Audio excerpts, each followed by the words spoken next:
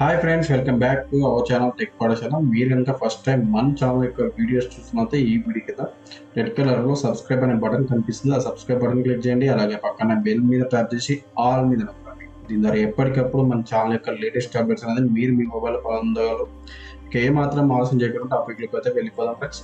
So friends, ఇవాళ ఈ వీడియోలో వచ్చేసి మీకు డిజిలాకర్ గురించి చెప్పబోతున్నా ఫ్రెండ్స్. ఈ డిజిలాకర్ గురించి చెప్పడానికి మెయిన్ ఒక రీజన్ అయితే చెప్తాను. మా ఫ్రెండ్ ఒక అతను ఒక ఇంటర్వ్యూకి వెళ్ళారు ఫ్రెండ్స్. సో అక్కడికి వెళ్ళినప్పుడు తనకి ఆధార్ కార్డ్ అయితే అవసరం పడుతుంది. బట్ బై మిస్టేక్ అతను అయితే ఆధార్ కార్డ్ అయితే తీసుకుపోలేదు. ప్లస్ అతనికి అసలు ఆధార్ కార్డ్ నెంబర్ గుర్తులేదు, ఆధార్ కార్డ్ డాక్యుమెంట్ కాపీ కూడా లేదు. సో అతను దానివల్ల అతను ఆ జాబ్ అయితే మిస్ అయ్యాడు. సో దాని గురించి, దాని ఇంపార్టెన్స్ గురించి చెప్పడానికి ఈ వీడియో చేస్తున్నాను friends.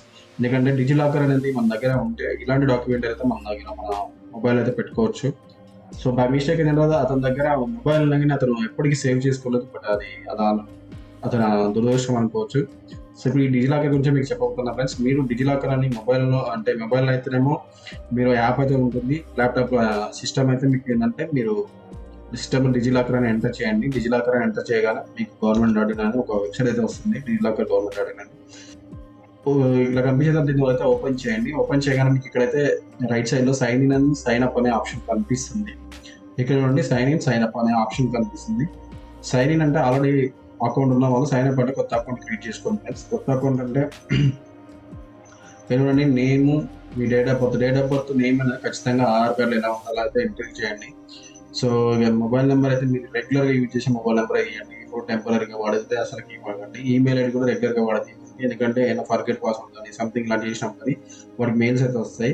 So 6 digit security pin అంటే మీకు ఇష్టమైంది, మీకు నచ్చిన పిన్ అయితే 6 నెంబర్లు గల ఒక సెక్యూరిటీ పిన్ అయితే ఎంటర్ చేసి సైన్ అప్ అయితే అవ్వచ్చు. దాని తర్వాత ఏంటంటే ఆధార్ నెంబర్ అవుతుంది, ఆధార్తో లింక్ అవుతుంది. సో ఇది సైన్ అప్ అయ్యే ప్రాసెస్. సో సైన్ అప్ అయిన తర్వాత మాత్రం మళ్ళీ ఒకసారి సైన్ ఇన్ అయితే అవ్వండి. నేనైతే సైన్ ఇన్ అవుతున్నాను. సో కొన్నిసార్లు మాత్రం మనం అయితే ఈ సైన్ ఇన్లో ప్రాబ్లం అయితే ఫేస్ చేస్తున్నాం ఫ్రెండ్స్.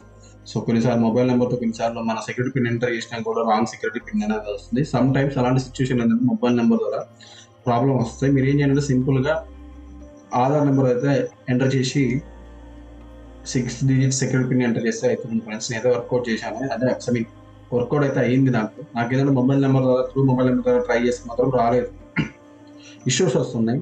సో నేను ఆధార్ నెంబర్ ద్వారా ట్రై చేశాను. మళ్ళీ ఇప్పుడు ఆధార్ నెంబర్ ద్వారా లాగిన్ అవుతున్నా ఫ్రెండ్స్. సో ఫ్రెండ్స్, మీరు లాగిన్ అయినాకైతే ఇంటర్ఫేస్ ఇలా ఉంటుంది. సో ఇంటర్ఫేస్లో ఏంటంటే ఆధార్ కార్డ్ ఆల్రెడీ మన నెంబర్ ఇచ్చినాం కాబట్టి ఆధార్ కార్డ్ డీటెయిల్స్ అయితే ఫెచ్ అవుతాయి. సో ఇక్కడ ఆధార్ కార్డ్ చూడండి. సో ఇక్కడైతే ఆధార్ కార్డ్ మీకు అయితే కనిపిస్తుందో ఆధార్ కార్డ్ అయితే ఇక్కడ కనిపిస్తుంది ఫ్రెండ్స్.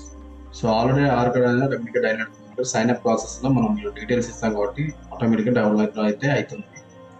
సో ఇప్పుడైతే నేను ఫస్ట్ ఆఫ్ ఆల్ దీంట్లో ఏంటంటే రేషన్ కార్డ్ ఎట్లా యాడ్ చేసుకోవాలి, మనము పాన్ కార్డ్, అలా డ్రైవింగ్ లైసెన్స్ ఉంటే డ్రైవింగ్ లైసెన్స్ కూడా. సో ఇంకా మీకు ఏమైనా యూఏఎన్ కార్డు కానీ ఇంకా ఏమైనా కార్డ్స్ ఉంటే కూడా అయితే యాడ్ చేసుకోవచ్చు. ఇప్పుడు నేను ఏంటంటే మీకు చూపిస్తాను. సో నేనైతే ప్రస్తుతానికి అయితే రేషన్ కార్డ్ అయితే మీకు పాన్ కార్డ్ అయితే ఫస్ట్ యాడ్ చేస్తాను. సో పాన్ కార్డ్ మీద క్లిక్ చేయగానే ఇలా వస్తుంది, ఇన్కమ్ ట్యాక్స్ డిపార్ట్మెంట్ అని. దీని మీద క్లిక్ చేయండి. దీని మీద క్లిక్ చేసిన తర్వాత మీకు ఆధార్ కార్డులో ఎలా పేరు ఉందో అలా ఫస్ట్ పేరు ఎంటర్ చేయండి. దాని తర్వాత date of birth, gender enter చేసిన తర్వాత మీ పాన్ కార్డ్ నెంబర్ ఉంటుంది, పాన్ కార్డ్ నెంబర్ అయితే ఎంటర్ చేయండి. అండ్ దాని తర్వాత మీ పాన్ కార్డ్ మీద పేరు ఎలా ఉంటే అలా పేరు అయితే ఎంటర్ చేయండి. సో ఇవి డీటెయిల్స్ అయితే నేను సబ్మిట్ చేస్తాను. సో చూడండి, గెట్ డాక్యుమెంట్ మీద క్లిక్ చేస్తున్నాను. So successful document fetch successful అని వస్తేనే మీ డాక్యుమెంట్ అనేది ఖచ్చితంగా మీ అకౌంట్కి యాడ్ అయిందని అర్థం. సో ఇక మీరు ఇప్పుడు నేను చూడండి, ఇక్కడ ఆల్రెడీ అకౌంట్ అయితే పాన్ కార్డ్ అయితే యాడ్ అయిపోయింది. ఇందులో పాన్ కార్డ్ అయితే ఇలా కనిపిస్తుంది ఫ్రెండ్స్. సో అలాగే ఇప్పుడు నేను మళ్ళీ ఒకసారి మీకు వేరే డాక్యుమెంట్ అయితే యాడ్ చేస్తాను, రేషన్ కార్డ్ అనేది. సో రేషన్ కార్డ్ నెంబర్ కూడా ఎంటర్ చేయండి. ఎంటర్ చేసిన తర్వాత మీ డిస్టిక్ ఏదైతే ఉంటుందో ఆ డిస్టిక్ ఎంటర్ చేయండి. ఆల్రెడీగా నేమ్ అనేది యాజ్ పర్ ఆధార్ ఆటోమేటిక్గా ఫెచ్ అయిపోతుంది. సో చూశారు కదా, నేను రేషన్ కార్డ్ నెంబర్ ఎంటర్ చేశాను అండ్ డిస్టిక్ ఎంటర్ చేశాను. గెట్ డాక్యుమెంట్ మీద క్లిక్ చేస్తే మీకు డాక్యుమెంట్ కూడా ఆటోమేటిక్గా డౌన్లోడ్ అయితే అవుతుంది. సో ఇప్పుడు నా రేషన్ కార్డు కూడా ఏంటంటే నా అకౌంట్కి అయితే లింక్ అయిపోయింది, అంటే డిజిలాకర్లో సేవ్ అయితే అయిపోయింది. సో దీన్ని డౌన్లోడ్ చేసుకోవాలన్నా కూడా ఇక్కడ కార్నర్లో మీకు డౌన్లోడ్ సింబల్ అయితే కనిపిస్తుంది ఇక్కడ చూడండి. సో డౌన్లోడ్ కూడా చేసుకోవచ్చు. మీరు ఎప్పుడు కావాలంటే అప్పుడు డౌన్లోడ్ చేసుకోవచ్చు. ఇది పెద్ద ప్రాబ్లం కూడా ఉండదు. అలాగే ఇప్పుడు ఇంకోటి ఏంటంటే యూఏఎన్ ఫ్రెండ్స్, ఇది అంటే ఎంప్లాయీస్కి ఉపయోగపడుతుంది. యూఏఎన్ కార్డ్ అంటారు, యూనివర్సల్ అకౌంట్ నెంబర్, ఈపీఎఫ్ఓ. దీన్ని కూడా నేను ఇప్పుడు డౌన్లోడ్ చేస్తున్నాను. So just UN number enter చేయండి, డేట్ ఆఫ్ బర్త్ ఎంటర్ చేయండి, సరిపోతుంది. సో నేనైతే అన్ని ఎంటర్ చేశాను. ఇప్పుడు గెట్ డాక్యుమెంట్ క్లిక్ చేస్తాను ఫ్రెండ్స్. సో యూఎన్ కార్డ్ కూడా నాకు సక్సెస్ఫుల్గా యాడ్ అయిపోయింది. యాక్చువల్ డ్రైవింగ్ లైసెన్స్ కూడా యాడ్ అవ్వాలి, బట్ ఇక్కడ ఒక ప్రాబ్లం అయితే వస్తుంది. సో ఫ్రెండ్స్ ఇక్కడ చూడండి, నేను డ్రైవింగ్ లైసెన్స్ కూడా యాడ్ అయ్యడానికి ట్రై చేస్తున్నాను, బట్ నాకైతే ప్రాబ్లం వచ్చింది ఫ్రెండ్స్. మీకు కూడా ఒకవేళ ప్రాబ్లం వస్తే నాకు కింద కామెంట్ చేయండి. ఈ ఇష్యూ గురించి తర్వాత మీకు చెప్తాను.